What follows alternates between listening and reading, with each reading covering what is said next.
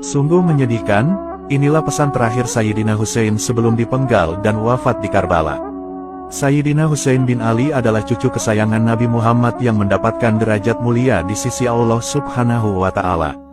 Meskipun saat beliau wafat di Karbala, banyak pasukan penguasa yang berbuat zalim atas perintah penguasa Damaskus yaitu Yazid bin Muawiyah. Tentu sangatlah zalim ketika seorang cucu Nabi ditombak, dipanah, ditebas, dipenggal kepalanya, bahkan tubuh beliau diinjak-injak sampai menyatu dengan tanah. Belum puas, tubuh yang sudah tak bernyawa masih diarak ramai-ramai keliling kota. Namun, ada suatu keajaiban sebelum dan sesudah Sayyidina Husain syahid di medan Karbala.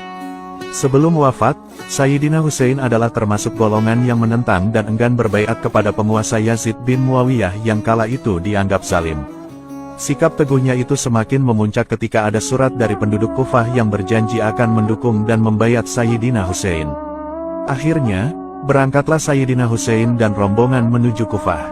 Rombongan yang mengiringi beliau terdiri dari pria dan wanita, keluarga, termasuk yang turut dalam perjalanan itu adalah putra beliau yang masih kecil. Namun, ketika mereka sampai di padang Karbala atau beberapa kilo dari Kufah, mereka lantas dikepung oleh pasukan utusan penguasa. Berhari-hari mereka terisolasi. Panglima pasukan penguasa yang dikepalai Ubaidillah bin Ziyad lalu menawarkan supaya Sayyidina Husain bersedia tunduk berbaiat kepada penguasa Yazid bin Muawiyah. Tetapi, Sayyidina Husain menolak tawaran itu sebab kekuasaan Yazid dianggap tidak sah. Pasalnya, Zaid dan ayahnya sudah merebut kekuasaan Khalifah Ali bin Abi Thalib yang tak lain ayah Sayyidina Husain. Sikap kokoh Sayyidina Husain ini lantas menyulut api peperangan. Tepatnya pada tanggal 10 Muharram tahun 61 Hijriah, sesudah mengerjakan sholat subuh, Sayyidina Husain keluar dari tendanya. Beliau lalu menunggangi kuda kesayangannya. Namun, tiba-tiba beliau melihat pasukan penguasa yang sudah mengepung di sekeliling beliau. Sayyidina Husain lalu menatap pasukan pengepung dan berpidato sangat indah serta menyentuh hati. Beliau berkata, "Lihatlah nasabku, pandangilah siapa aku ini, lantas, lihatlah siapa diri kalian. Perhatikanlah, apakah halal bagi kalian untuk membunuhku dan menciderai kehormatanku? Bukankah aku ini putra dari anak perempuan nabimu? Bukankah aku ini anak dari wasi dan keponakan nabimu yang pertama kali beriman kepada ajaran nabimu?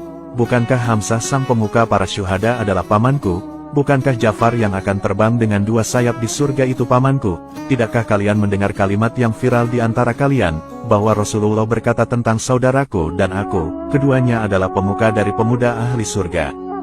Jika kalian percaya dengan apa yang aku sampaikan, dan sungguh itu benar karena aku tak pernah berdusta. Tapi jika kalian tidak mempercayaiku, maka tanyalah Jabir bin Abdullah Al-Ansori, Abu Said Al-Hudri, Sa'al bin Sa'd, Zaid bin Arqam, dan Anas bin Malik yang akan memberitahu kalian bahwa mereka pun mendengar apa yang Nabi sampaikan mengenai kedudukan saudaraku dan aku. Tidakkah ini cukup menghalangi kalian untuk menumpahkan darahku? Kata-kata indah ini sebagaimana tertulis dalam kitab Tarikh At-Tabari dan Bidayah wa Nihayah.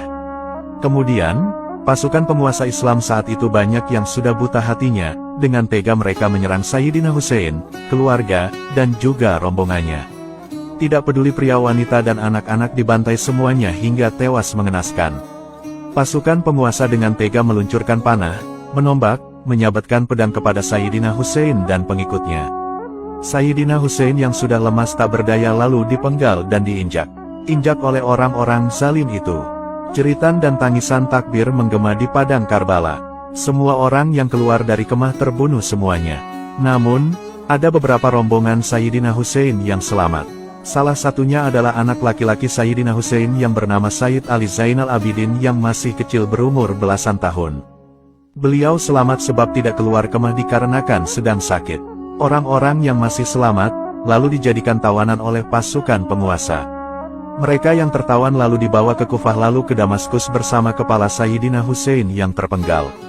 Nauzubillah min zalik. Coba bayangkan betapa perasaan putra Sayyidina Husain yang bernama Sayyid Ali Zainal Abidin. Bayangkan betapa sakitnya seorang anak mengiringi kepala sang ayahanda yang diarak dari Kufah ke Damaskus dalam satu kendaraan.